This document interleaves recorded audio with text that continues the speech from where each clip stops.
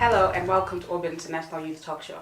Now this talk show is a youth space and forum where young people get to share their challenges, hopes, aspirations and dreams. Now today we have a young man who is an inspirational activist. His name is Kelvin Makura and he's also a good friend of mine. And he's here to tell us about his journey up to becoming an activist and how he overcame some challenges in his life. Welcome, Kelvin.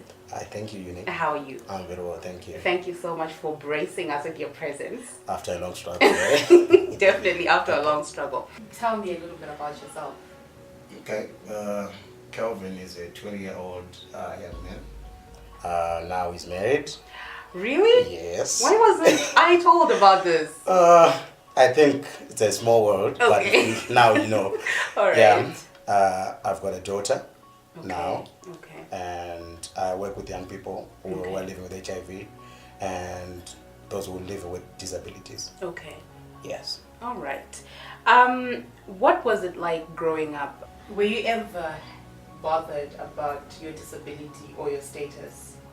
Yeah, you know, it's always difficult for people, for you to be different actually. Mm-hmm. When you're different, there are always connotations, some beliefs, like this is our country, we have got our religion and our cultural beliefs. Mm-hmm. So sometimes, you know, it always becomes a problem to associate with other young people, Yeah. other communities, even older people, they don't even really understand how Okay. you are and Yeah. how you became what you are now. Okay. So do you believe that through your disability you were able to have a much more positive mindset and it got you where you are right now? You know, I would say yes, partly, Mm-hmm. because it's because of my disability. Mm-hmm. I grew a bigger person because, you know, would you speak out about your status? Yeah. Actually, it's mainly about my status now because I found out that I was living with HIV when I was 14. Okay. And at that time, it really mean anything to me Yeah. because I didn't really understand what it meant Yeah. being HIV positive. Yeah. So growing up, you know, with this so many things, activities happening all around you, that's when it starts to sink in and you start to identify as yourself as different Okay. from other people. Okay. And because of my disability now, you know, you could just mark yourself as a 2-in-1, Yeah. whereby you have got a disability if you've got another condition that actually deprives you different from other young people. Okay. So All right. that's Kelvin. Okay. So were you ever bothered about your status or disability? Did you ever think that, you know, maybe in the near future it could actually, you know, stop me from getting a lot of opportunities? Yeah, you know, the first years were actually difficult because when you're 14, that's when you actually start to think of getting a partner, start dating, Yeah. going out, partying. So it's all about identifying yourself, Okay. you know. But just because of my condition, I was actually different. Yeah. Now, as you see me, I've actually grown bigger, if I might say, Okay.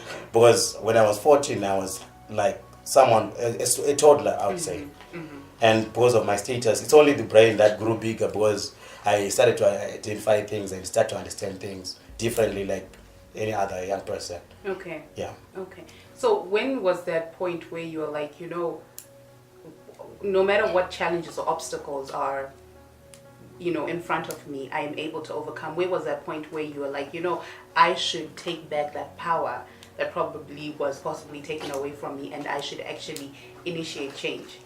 Yeah. I was at school, actually. That was I was in Form 2. I wanted to play basketball. Okay. I now play basketball, wheelchair basketball, Okay. for my club and the Zimbabwe national team. So, you know, I was the smallest. Okay. Yeah.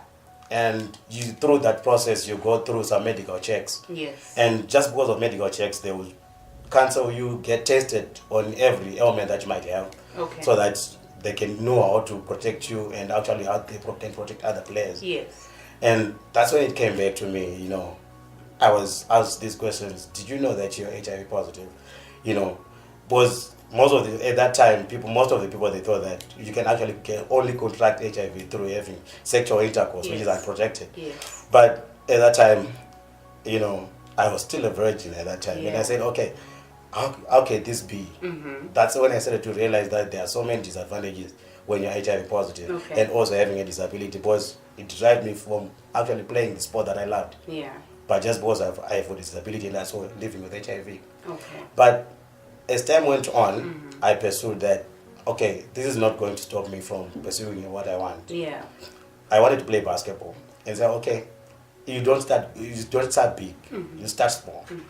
I played in the junior teams, but the way I played that time, they had to force themselves to promote me to the senior team. Okay. And according to my academic qualifications and how I studied very hard just because I knew that that was the only thing that I was supposed to do. Okay. Was if you don't play around with other friends, you don't Yeah. have any friends, what Yeah. what else do you do? What can you do? Exactly. You just have to study your books. Okay. And then I started. Yeah. Okay. So how has it been for you? I know we're part of the same circles, obviously, in terms of advocacy. And you once sent a picture where you were part of the super sport. How was it being involved in super sport? I'm sure that was very exciting for you. It's a big achievement for me. you Really? know. I've been part of the super sport for almost 7 years now. Wow. I started playing in the super sport when I was 19. Okay. We went to South Africa for a tournament for the under 23s, and actually I was the smallest again, but I managed to be MVP at that tournament. And then for you to participate in the super sport, you are given an invitation, Okay. an individual invitation, and Okay. then most of the people were surprised at that time. But it became a habit now because the way we played, and I didn't actually see myself cut myself short just Okay. because of what I am.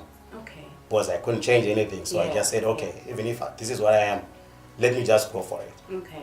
But has it been challenging for you? Like when you go there and you meet other players, how was the experience? Yeah, it's difficult because Yeah. you always try to avoid when you play. You're about to get injured, and the most difficult thing for a young person or even an adolescent for you is to disclose to everyone. Yes. Because when they treat you, you have to tell them that if you have direct contact with my blood, there's a possibility that you might contract HIV. Okay. Of which, when you play basketball, there is a chance that you tend to get hurt. Yes. Yes. And the first person who attends to you, you have to tell them, please, even if you attend to me, try to be very careful because there's this part of me that you're not supposed to be getting from me. Okay. Yeah. After the short break, Kelvin is going to continue with us as he was in the process of finding out about his status, and he's going to tell us about how it felt and what he had to experience during that time. We'll be right back.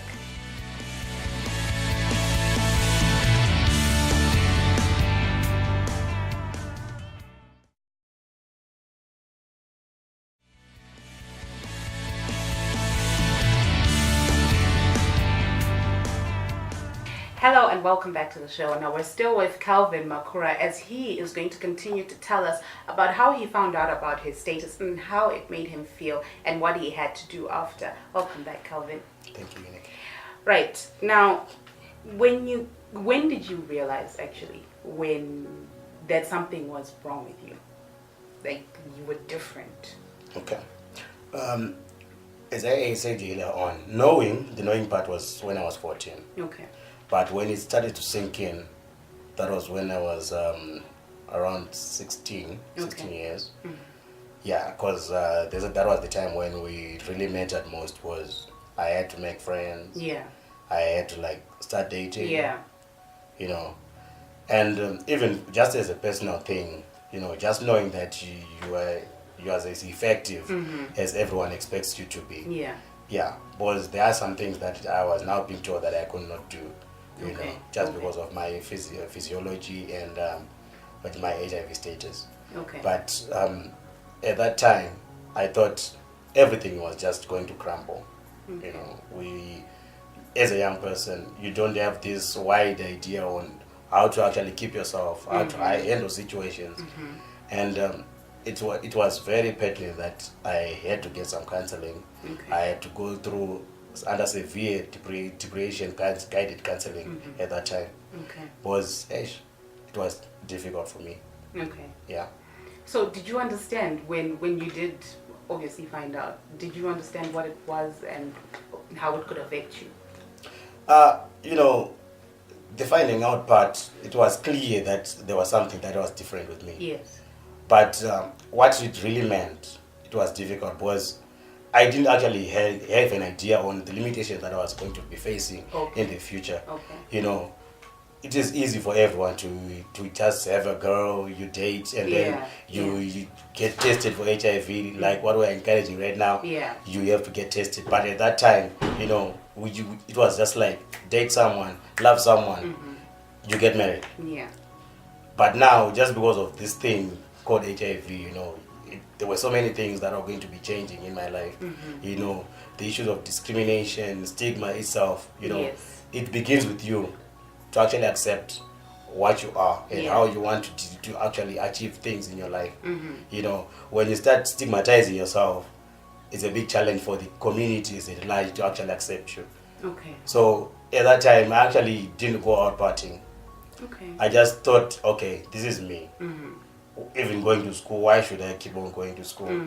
Why should I just aim higher, yet I cannot actually live to actually bear the fruits of my learning? So I just said, okay, let me just do this for the sake of doing it. Yeah.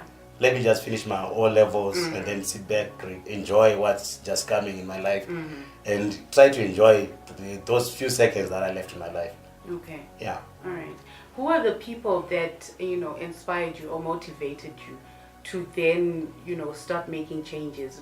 You know, your mindset of, let me just write my Form 4s and let me just, you know, sit back and watch what happens. Who changed your mindset?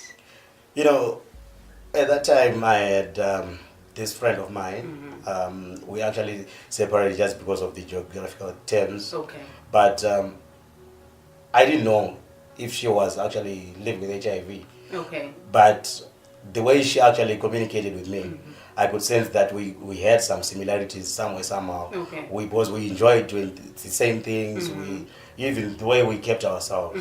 It was like we had this connection. Okay. She actually told me good advice, if I might say, that even if you have got 1 minute to live, try to make sure that 1 minute is worth to live for. You know. Yeah. I studied myself. Was when I was in Form 4, you know, with this employment rate, you know, people going in and out of work. The only person that was working was my dad. Okay. But just because we are four in our family, there were so many things, so many needs, you know, and being the only boy in the family, it was something different. And the only person who is actually living with a disability is also living with HIV. It was a challenge for me because, you know, I started asking myself, what did I do wrong? What went wrong? How could this be having this two-in-one thing, you know, being different in every way from from everyone in your family? At that time, it was hurting me that much because, you know, just having to think of it being different on itself was something that you cannot handle on your own. Even when other young people see me, you know, you can, even if they try to judge me from the outer looks, I'm different. I accept that. But they can never take what's in me. Because what's in me is even much greater because I can actually share my knowledge, my experience with other young people. Because I can actually counsel other young people because I don't want to see them being in the same shoes that I went through. Okay. Yeah. Well, you've been an inspiration to a lot of young people and to me. Thank you. You know, I know that you were born with HIV. Yeah. Was there ever a point where you sat down and you thought you needed to blame anyone around you or your parents? Definitely. You know, there's this time, you know, where you just sit down and then you come back to yourself and say, okay, I'm the only one. Yeah. I'm the second one. Okay. The firstborn, she's negative. Okay. I'm positive, being the second born. The third one, she's negative. Fourth one, negative. So, you know, you tend to wonder how things were at that time. Okay. If I'm actually not being part of the family, Yeah. or there's something that just went wrong during the whole process of being a person. Okay. During the creation, if I might say, was I actually asked my mom, and she said, there's nothing wrong. If she actually came up front to me and say, okay, you might even think that maybe you're not part of this family or this is not your father, you know, or maybe I might have been involved in sex work or what, or in prostitution, you know. But she told me point blank, you know, that there's nothing wrong. Yeah. This is who we are. This is who we are. Yeah. We don't know how it went, what went wrong, but we just have to live with it and move on with life. Yeah, but you know, I'm very proud of the fact that you've turned all these obstacles into victories. Okay. Well, after the short break, we'll continue with Kelvin as he tells us about his successes and his continued fight against HIV and AIDS. We'll be right back.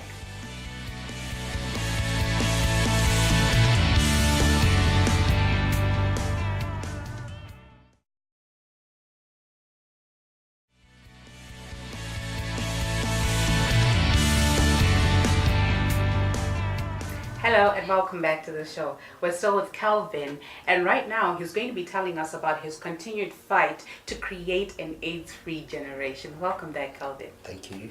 Now I know you've been one of the youngest people at the forefront of fighting against HIV and AIDS. Tell me a little bit more about that. Yeah, I'll speak from my perspective as a young activist.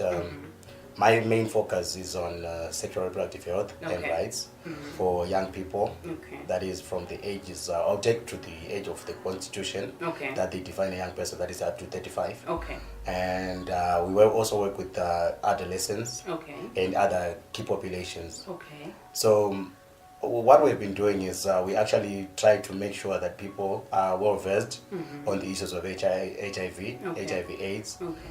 Try to make sure that they get treatment when they actually identify themselves as living with HIV. And we also try to teach them about STIs, the first signs to identify that you have got an STI, or where to get a service, and how to actually stay clean away from those STIs and HIV. Okay. Yeah.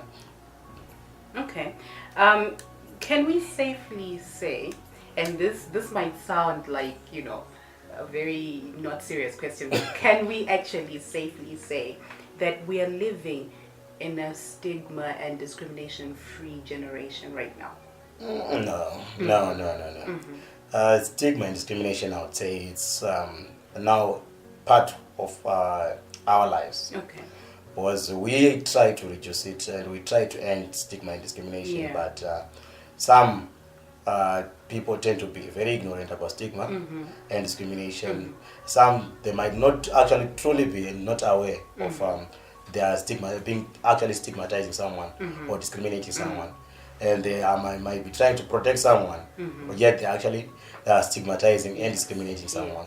So it depends on the situation, how a situation is brought about. But I would say stigma and discrimination is part of an inaugural part of life, whereby we face day to day, and we try to contain it. Okay. All right. What should we do? I think it's all behind closed doors. When people go up front, they're fighting against it and they're saying no, it shouldn't be done. But it's actually happening within homes and and within societies. What should be done to reduce the stigma and discrimination? I think. On a personal note, I think it begins with you, the person who feels that you are being stigmatized. Because I'll take it as a life experience for me. I actually felt that it's that stigma thing when I actually stigmatized myself by not being part of a congregation, excluding yourself from activities, not talking to people about issues. If you try to be just a normal person, involve other people in your life. Talk about issues. If you need help, ask for help. Not wait for people to give you help. Sometimes they might assume that you need help, yet you don't actually need help. So be upfront about yourself. Accept who you are, and move on with life. Okay. So how was it like for you actually trying to get into a relationship? Because I know before you said there were challenges. Can you tell me a little bit more about those challenges? I know now you're married, so tell me about the challenges. Yeah, challenges are actually very common, Because whenever you are in a relationship, we always encourage that you become honest, be transparent to your partner. Yeah. But how many times, if you are a young person between the ages of 18, 19, 20, you have what, 4 girlfriends? Yeah. How many times are you able to actually disclose your status? Exactly. And sometimes at the age of 19, you might not be able to identify that relation being serious. Because, you might call a relationship serious, yet it's not serious, and you disclose to that person. That person actually spread the word. Yes. Because my status is my privacy. Yes. You don't have to let anyone decide what's good for you. That's true. Your status is your privacy. You decide when and how to disclose. Okay. And who to disclose to. Okay. So it's a very tricky situation. You disclose to someone and someone shares that information with other people. Or if you don't disclose again, it's a criminal offense to actually have sex with someone, unprotected sex with someone, yet you know that you're HIV positive, and you don't tell that person. Exactly. So, but at all those ages when we start to have relationships, at the age of 14, 15, we have relationships, we have sex. I think the most important question now is, how can we actually prevent the spread of HIV without actually having to condemn each other in the next future that you gave me this, you did this to me, Actually making people aware that there is HIV, there are STIs, but how can we actually control that situation to benefit the country and yourself? Yeah. So your wife now, did she accept you as you were? Yeah, if I might say, I'm one of the lucky ones, if I might call myself. I'm in a discouraged couple. My wife is negative. Wow. Yeah. And right now I've got 2 kids, they're all negative. That's amazing. So, you just have to be honest about yourself. Try to figure out those main issues, main points about your relationship. What makes your relationship tick? Because some of the young people that we see day to day, it's all about the money. What happens if you don't have the money? Some, they just go into a relationship that they give sex and they get something in return. Of which it's very risky at times, Yeah. So try to find common ground in your relationship.